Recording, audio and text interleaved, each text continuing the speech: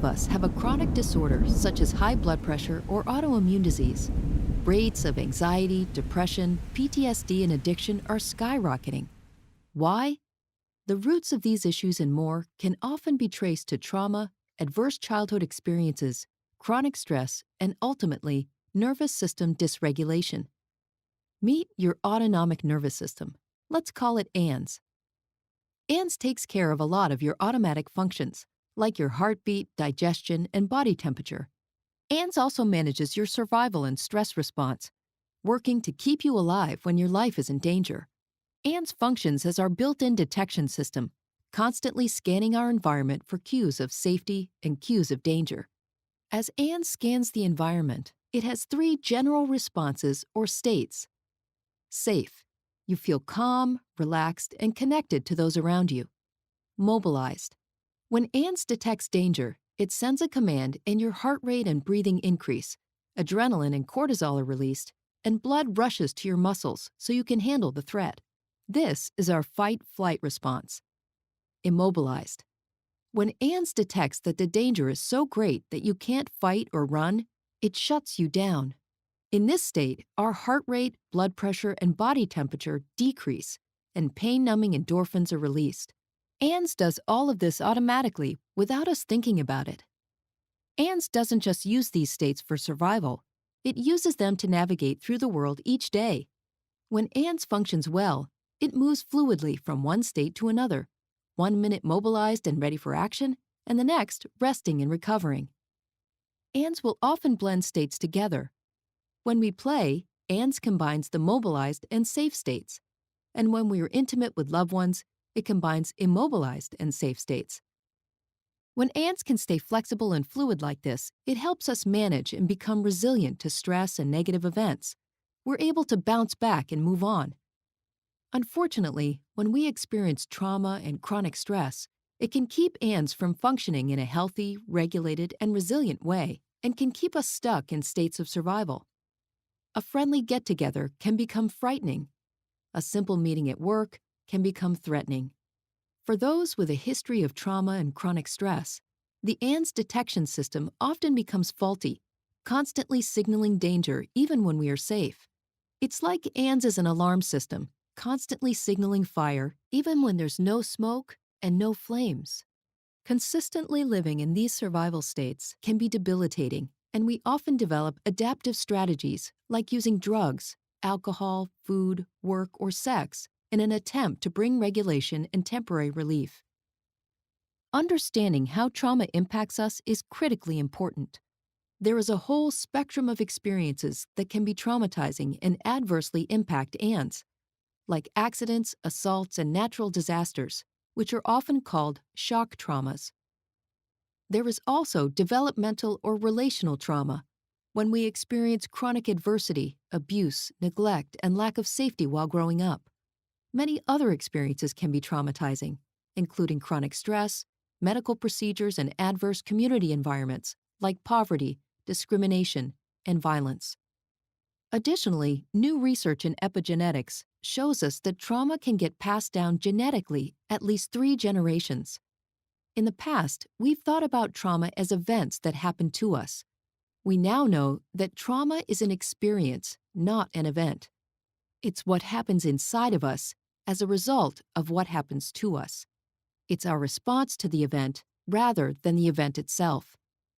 Over 20 years ago, Kaiser and the CDC launched a groundbreaking study of over 17,000 patients that showed a direct link between adverse childhood experiences, or ACEs, and long-term health and wellness.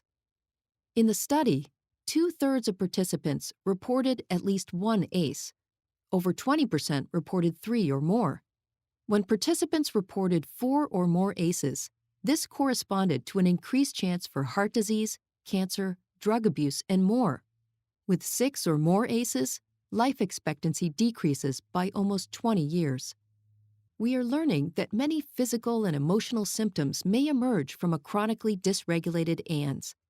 When ANS gets stuck in survival states, our biology shifts its focus from the tasks that keep us healthy, happy, and thriving to surviving the immediate perceived threat. Many conditions and symptoms that are chronic and difficult to diagnose and treat can be attributed to a dysfunctional ANS. Our childhood experiences can also keep us from connecting with others. This is vitally important because as children, our number one survival priority is to attach to caregivers. When the people responsible for our safety aren't safe, and we are living in chronic states of unsafety, ANS doesn't get wired right.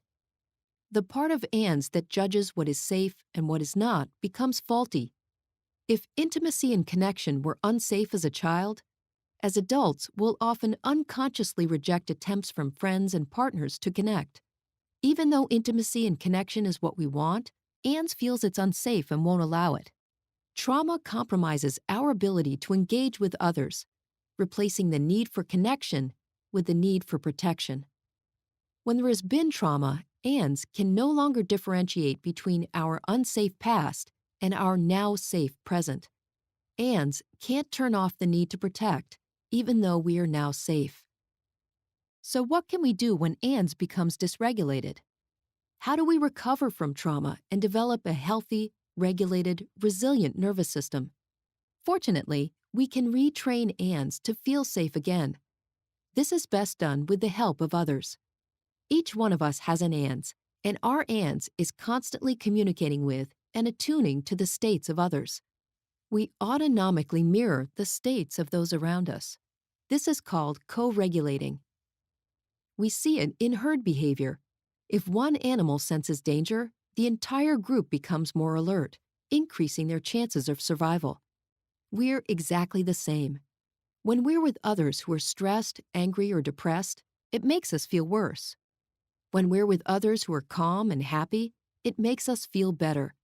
Connecting with others who are safe, attuned, and present is the best way to restore a healthy ANS. For those struggling to recover from the impacts of trauma, there is an emerging field of innovative clinical therapies that have been developed to reestablish safety and regulation to ANS. We're also learning that many of the activities we intuitively know make us feel better, like spending time in nature, practicing yoga, dancing, helping others, and more, can help ANS become more regulated and resilient. Healing from trauma and finding release from being stuck living in survival states comes as ANS becomes regulated, increases its capacity for resilience, and regains its flexibility. It's not about being calm all the time or mobilized all the time. It's about having a flexible and resilient nervous system that can accurately assess safety and danger and responds appropriately. We're truly resilient when we can fluidly move from one state to another. For those living with the impacts of trauma and chronic stress, becoming unstuck is like beginning a new life. For the rest of us, understanding how our nervous system states guide our behavior can help us become happier, healthier, and more empathetic human beings.